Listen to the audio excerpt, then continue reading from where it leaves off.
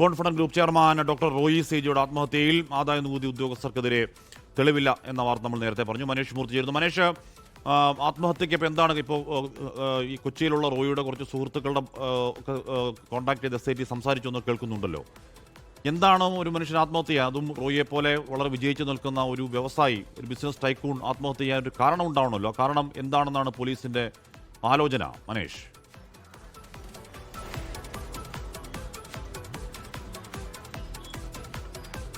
Hashmi, doctor Roy സിജിയുടെ ആത്മഹത്യയുമായി ബന്ധപ്പെട്ട് ആദ്യം അന്വേഷണം നടത്തിയ സംഘത്തിന്റെ ഒരു കണ്ടെത്തലുണ്ടായിരുന്നു, അല്ലെങ്കിൽ അവരുടെ നിഗമനം ഉണ്ടായിരുന്നു. ആദ്യം തന്നെ ഈ ആദായനികുതി വകുപ്പിന്റെ പരിശോധനയല്ല, അല്ലെങ്കിൽ അവർ സമ്മർദ്ദത്തിലാക്കിയിട്ടില്ല, ചോദ്യം ചെയ്തിട്ടില്ല തുടങ്ങിയ കാര്യങ്ങൾ പ്രാഥമികമായി തന്നെ അവർ പറഞ്ഞിരുന്നു. അത് ശരിവെക്കുകയാണ് ഇപ്പോൾ SITയും ചെയ്യുന്നത്. SITയുടെ റിപ്പോർട്ടിൽ പ്രധാനമായും പറയുന്ന ഒരു കാര്യമെന്ന് പറയുന്നത്, അന്ന് അവിടെ പരിശോധന, ആദായനികുതി വകുപ്പിന്റെ കോൺഫിഡന്റ് ഗ്രൂപ്പിന്റെ ഓഫീസിൽ ആദായനികുതി വകുപ്പിന്റെ പരിശോധന നടന്നിട്ടില്ല. മാത്രമല്ല സമ്മർദ്ദത്തിലാക്കിയിട്ടില്ല. ഡോക്ടർ റോയ് സിജിയെ അന്ന് ഉദ്യോഗസ്ഥർ, അന്നത്തെ ദിവസത്തെ കാര്യം മാത്രമാണ്, അന്നത്തെ ദിവസം സമ്മർദ്ദത്തിലാക്കിയിട്ടില്ല, അന്ന് പരിശോധന നടന്നിട്ടില്ല, ചോദ്യം ചെയ്തിട്ടില്ല. 1 മണിക്കൂറോളം ചോദ്യം ചെയ്തു എന്ന് ജീവനക്കാർ ആദ്യഘട്ടത്തിൽ പറഞ്ഞിരുന്നു. പക്ഷേ അതൊന്നും ഉണ്ടായിട്ടില്ല എന്നുള്ളതും SITയുടെ പുതിയ റിപ്പോർട്ടിൽ പറയുന്നുണ്ട്.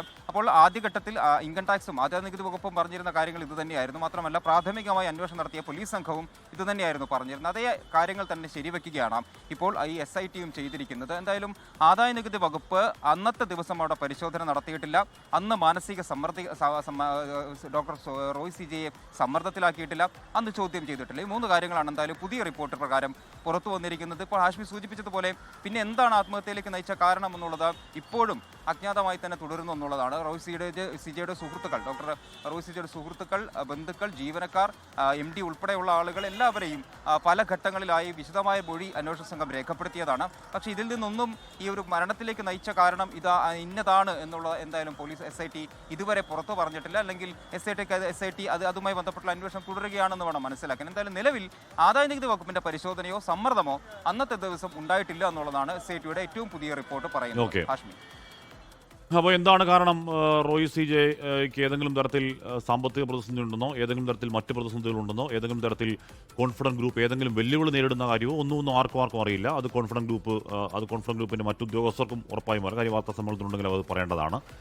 അപ്പോൾ എന്താണ് തോക്കെടുത്ത് വെടിവെച്ച് ആത്മഹത്യ ചെയ്യാനുള്ള കാരണം എന്ന കാര്യം ഉറപ്പായും മലയാളികൾക്ക് അറിയണം. ലോകത്തെവിടെയായാലും ഏത് സമയത്തും 24 വാർത്തകളും ഓഗ്മെന്റഡ് റിയാലിറ്റി പാക്കേജുകളും എക്സ്പ്ലെയിനറുകളും വിശദമായി കാണാൻ ഞങ്ങളുടെ YouTube ചാനൽ നിങ്ങൾക്ക് സബ്സ്ക്രൈബ് ചെയ്യാം.